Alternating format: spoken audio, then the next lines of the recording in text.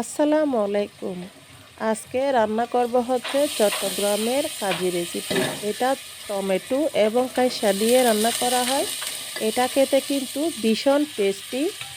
বাসায় যদি শুকনো মাছ, আলু ভর্তা কিছু করা হয় তাহলে এই রেসিপি অবশ্যই করা হয়। আর এটা খেতে এত টেস্টি, যারা খেয়েছেন অবশ্যই তারা বলতে পারবেন।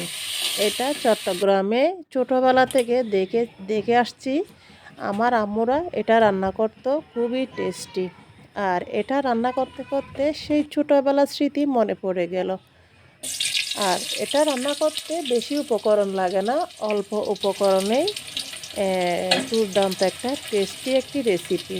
প্রথমে আমি একটা পাতিলে পরিমাণ মতো তেল দিয়ে দিয়েছি, কেটে রাখা পেঁয়াজ কুচি এবং ছোটো করে রাখা রসুন, একটু চিড়ে রাখা হচ্ছে কাঁচামরিচ, সামান্য নেড়ে চেড়ে এখানে দিয়ে দিব হচ্ছে ধনে গুঁড়ো।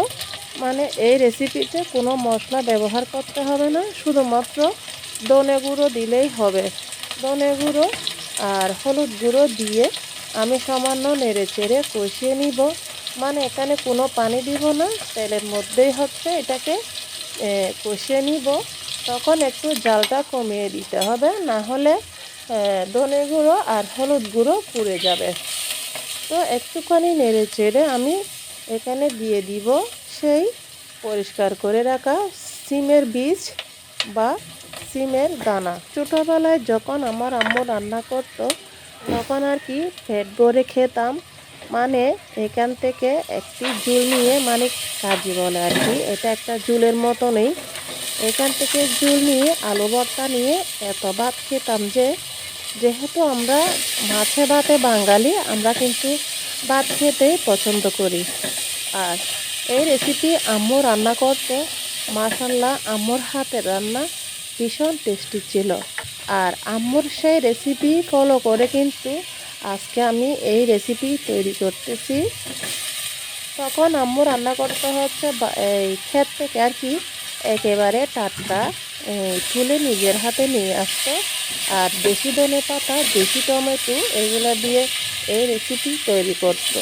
শীতের সিজনে কিন্তু এটা টাটকা পাওয়া যায়, মানে সিমের বিচি, টমেটো, ধনেপাতা, কাঁচামরিচ সব কিছুই কিন্তু টাটকা পাওয়া যায়। তো মিস না করে এই রেসিপি বাসায় তৈরি করে ফেলেন। আর আলুর ভর্তা, মাছ ভাজা দিয়ে খান, খেতে কিন্তু ভীষণই টেস্টি। তো আমার কিন্তু সব কিছু কষানো হয়ে গেছে, আমি পর্যাপ্ত পরিমাণে পানি দিয়েছি।